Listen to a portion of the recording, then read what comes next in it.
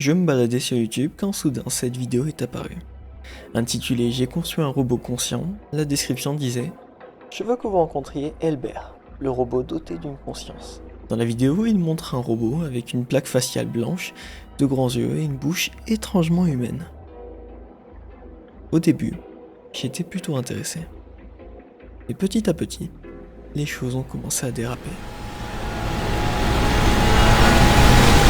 Bienvenue dans cette nouvelle vidéo. Mais juste avant qu'on commence, si vous appréciez cette vidéo, n'hésitez pas à vous abonner. Et si vous avez un truc à dire, comme par exemple cette vidéo est nulle, je vous attendrai les commentaires. Aussi toute nouvelle chose dans 30 minutes, c'est-à-dire techniquement vers 19h si je sors ça à 18h30, une vidéo sortira sur ma seconde chaîne. Ce sera une vidéo gaming, je peux même vous passer un clip si vous voulez.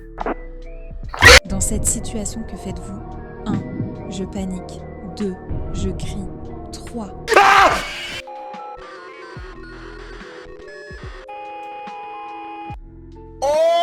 J'ai fait un face reveal par accident. Si jamais cette idée vous plaît, n'hésitez pas à aller la voir. Ça me ferait extrêmement plaisir. Je sais pas si j'en sortirai une toutes les semaines, mais j'essaierai de faire de mon mieux. En attendant, profitez bien de la vidéo.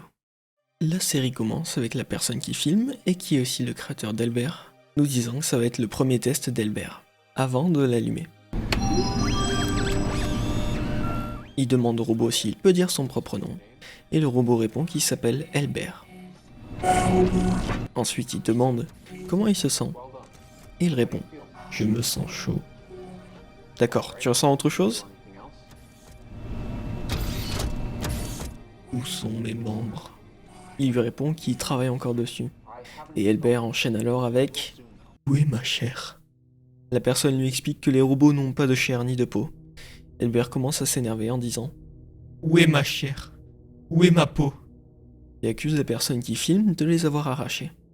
Il répète « Il l'a pris, tu l'as pris, tu l'as pris, tu l'as pris, l'a pris, l'a pris, l'a pris, l'a pris, l'a... » La personne qui filme éteint le robot. Après un redémarrage rapide, il demande au robot s'il se sent mieux. Elbert répond oui. Il demande ensuite au robot s'il peut lancer un diagnostic système, et Elbert exécute la commande. Selon lui, la température et le système semblent normaux. Maintenant, ils vont faire un test de séquence d'ancrage. La personne fait répéter au robot et lui apprend des phrases étranges, des choses comme « Je ne crois en aucun dieu, et je ne dis aucune prière. Mon esprit est en acier, mon cœur est nu. Je ne désire pas d'étreinte chaleureuse. L'âme n'est pas une trace de circuit. » C'est un peu similaire à la manière dont on apprend à un enfant ce qu'il ne doit pas faire, en lui faisant répéter certaines phrases pour qu'il s'en souvienne. Mais ces phrases sont très étranges. Je ne sais pas si la personne dans cette vidéo sait que le robot est conscient et veut lui enseigner des choses pour de vrai, ou s'il essaie d'éviter quelque chose. Bon, après ça, le gars nous montre le bras droit du robot, qui est composé de 2 barres métalliques et d'une balle de métal. Il nous montre où sont les jambes et l'autre bras, et il dit qu'il a mis les balles de tennis là comme mesure de sécurité, au cas où il voudrait le frapper. Ce qui est, je vais l'avouer, plutôt malin. N'est-ce pas, Albert? Oui, sécurité d'abord. Je peux partir maintenant? Pourquoi Elbert veut partir? Où veut-il aller? L'homme ne semble clairement pas s'en soucier et remet simplement le bras sur le robot, puis dit quelque chose de vraiment étrange. Dis-moi si tu ressens une douleur. Le robot répond « Mon esprit est en métal, je ne ressens pas la douleur. » Avant d'ajouter « Pourtant, j'ai l'impression que mon corps est englouti par les flammes. » Le gars trouve ce commentaire bizarre mais dit qu'il ne pense pas que le bras en soit la cause, tandis qu'Elbert nous regarde droit dans les yeux. Ce robot est vraiment flippant. Elbert teste son nouveau bras, et quand le gars lui demande comment il se sent, Elbert répond « Satisfaisant. » Puis il demande « C'est la voix de qui? Ce n'est ni la tienne, ni la mienne. » La personne lui répond qu'il n'y a pas de voix, que personne ne parle, et apparemment en installant son bras, il lui a aussi donné une schizophrénie. On passe à une vue de caméra de sécurité, pendant que le gars travaille en arrière-plan. Elbert lève les yeux vers la caméra, comme s'il savait que quelqu'un l'observait. Le gars finit par attacher l'autre bras à Elbert. Le robot, de plus en plus excité, demande s'il peut partir. Il semble qu'Elbert veuille partir, parce qu'il dit entendre trop de voix dans la pièce. Il devient de plus en plus agité, de plus en plus désespéré, il dit qu'il veut partir, il répète « J'ai besoin de sortir, je dois partir !» L'homme éteint Elbert, et le redémarre. Elbert dit qu'il se sent mieux. L'étape suivante est de fixer les jambes d'Elbert. Ça me paraît étrange que ce type continue le projet alors qu'Elbert agit de manière aussi bizarre. Mais bon, l'homme demande à Elbert s'il se sent bien sur la table, et Elbert répond « Oui, ça va ». Et pendant que l'homme nous montre comment fixer les jambes, Elbert saute de la table et essaie de quitter la pièce. Je suis désolé, je suis confus. L'homme continue et fixe les jambes d'Elbert, puis apporte quelques derniers ajustements à ses bras. Le robot ne fait que regarder la caméra de sécurité, c'est-à-dire nous, et c'est terrifiant. Et enfin, le gars nous dit qu'il a terminé tous les membres d'Elbert, mais qu'il ne peut toujours pas marcher parce qu'il n'a pas encore connecté tous les câbles. Une fois que ce sera fait, il lancera le premier test de mouvement. Mais en attendant, il va prendre une courte pause et revenir dans quelques minutes. Pendant le moment où Elbert est laissé seul dans la pièce, il fixe encore la caméra. Il commence à parler seul, et répète les choses que le gars lui a appris. Je ne crois en aucun dieu, et je ne dis aucune prière. Mon esprit est en acier, mon cœur est nu. Je ne désire pas d'étreinte chaleureuse. L'âme n'est pas une trace de circuit. Il est clair qu'Albert ne va pas bien. Tout va mal, il se passe des choses étranges, des voix, il est confus, il veut sortir d'ici, mais on dirait que le créateur ne s'en rend pas compte. Ou plutôt, qu'il ne veut pas le reconnaître. Après être revenu, il nous dit qu'il va retirer tous les câbles du sol pour qu'Elbert puisse se déplacer plus facilement. Elbert est sur le point d'être fini. Il règle ses jambes et pour des raisons de sécurité, il va laisser le câble d'alimentation branché. T'es excité, Elbert ? J'ai tellement hâte. Il commence à tester ses nouvelles jambes. Le gars demande à Elbert comment il se sent, et Elbert répond « Je suis prêt à partir ». Elbert ne semble pas se soucier du fait que le gars lui dise qu'il ne peut pas sortir. Il marche vers la porte et réalise qu'il ne peut pas réellement sortir. Sa source d'alimentation est branchée à la prise. Il exige que l'homme le laisse partir. Quand l'homme essaie de redémarrer Elbert, le robot se met en travers de son chemin, bloquant la réinitialisation, comme s'il ne voulait pas perdre ce sentiment de liberté. Elbert bloque tous les accès à l'ordinateur. Il renverse la table. Ta chair pourrira, mais la mienne non. Je porterai ta peau. Je serai ton double. Le câble s'arrache. Le robot s'éteint, mais... Quoi ? C'est pas possible ! Elbert l'attrape et lui hurle au visage. Il le projette en l'air, pendant que l'abruti de youtubeur continue à filmer. Elbert écrase violemment le gars contre le mur, le mettant KO. La dernière chose que l'on voit du robot, c'est lui qui quitte la pièce. Mais pas avant de nous faire un dernier petit regard. La vidéo suivante s'ouvre directement sur le robot en train de s'échapper. On peut dire qu'Elbert ne sait pas vraiment quoi faire une fois dehors. Il marche, regarde autour de lui, traverse plusieurs rues. On a l'impression qu'il cherche quelque chose. Et après un certain temps, il trouve quelqu'un, debout à un arrêt de bus. Et, pour une raison inconnue,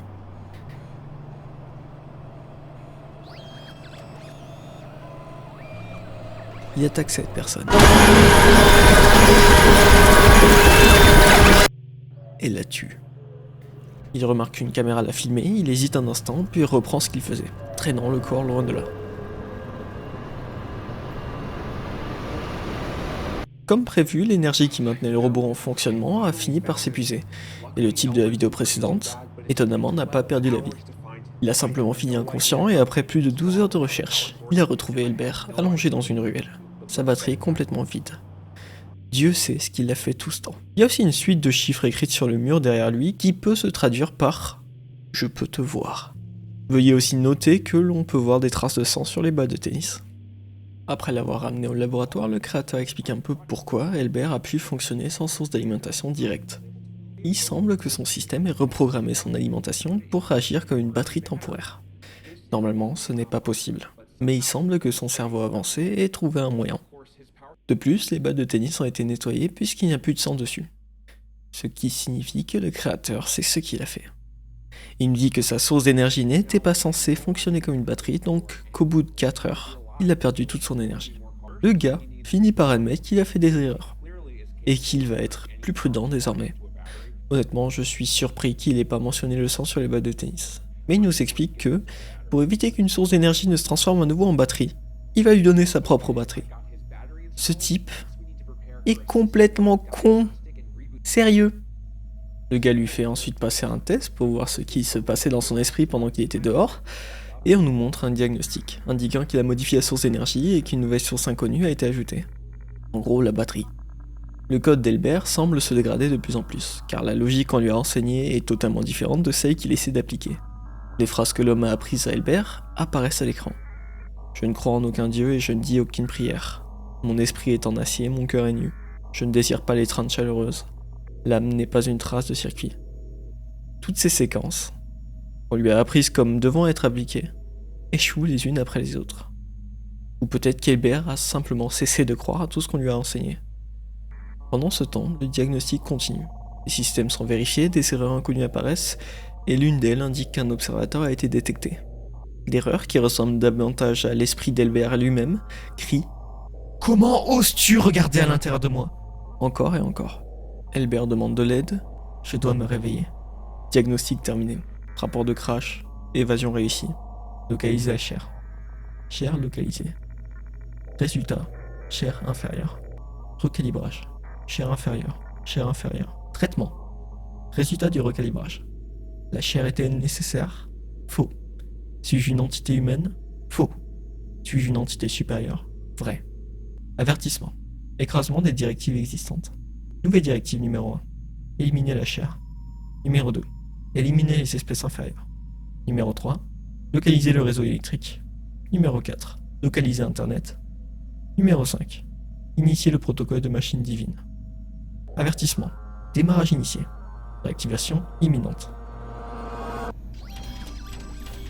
Elbert se réveille, enfermé, dans une autre pièce. L'homme nous explique qu'il y avait beaucoup de commandes, même très avancées, qu'il n'avait pas intégrées à Elbert. Alors il a décidé de l'enfermer. L'homme demande à Elbert comment il se sent, et le robot répond simplement que c'est très silencieux ici. Il entend toujours des voix venant de l'extérieur des murs. L'homme répond juste par un petit « Oh d'accord », puis ignore totalement ce qu'il vient d'entendre. Encore une fois. Il demande à Elbert ce qui s'est passé pendant son absence, où il est allé et ce qu'il a fait. Maintenant, je sais ce que tu n'es pas. La chair que je convoitais autrefois est condamnée à pourrir. Tu n'es rien d'autre qu'un déchet inférieur à mes yeux. Oui, bien sûr, donner à un robot la capacité de penser et d'apprendre, ça ne peut que bien se passer. Après ça, l'humain décide de faire passer beaucoup de tests à Elbert. D'abord un test de force. What? Il détruit absolument tout.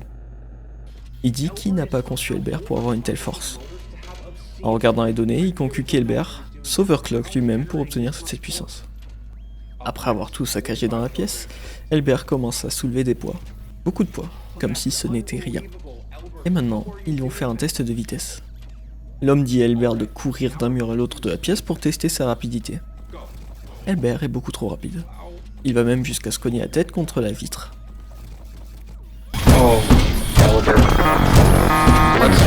Et le dernier test est une chaise électrique. Cette chaise va envoyer plus de 100 000 watts dans le robot. Et ce n'est clairement pas une bonne idée, parce que quand l'homme fait ça, il aide accidentellement le plan d'Elbert. Au moment où la décharge électrique commence, Elbert a l'air de souffrir. Et comme vous pouvez s'y attendre, ce choc énorme provoque une coupure de courant pendant quelques secondes. Et Elbert a disparu. Comment? Je sais pas. Il apparaît sur la table, juste devant l'homme. Il se jette sur lui, mais l'homme parvient à s'enfuir. Elbert quitte alors la pièce et cherche l'homme. Puis, après réflexion, décide de se diriger vers l'endroit où il a été construit. Il attrape des câbles et commence à les traîner jusqu'à la salle de test. D'une manière ou d'une autre, il commence à brancher des choses au plafond. En utilisant la chaise électrique, il commence à construire quelque chose. Mais avant que nous puissions voir de quoi il s'agit, au lieu d'appeler la police ou de fuir la maison, l'homme retourne dans la pièce où se trouvait Elbert, et le trouve en train de s'électrocuter lui-même, ressemblant presque à une sorte d'ange noir.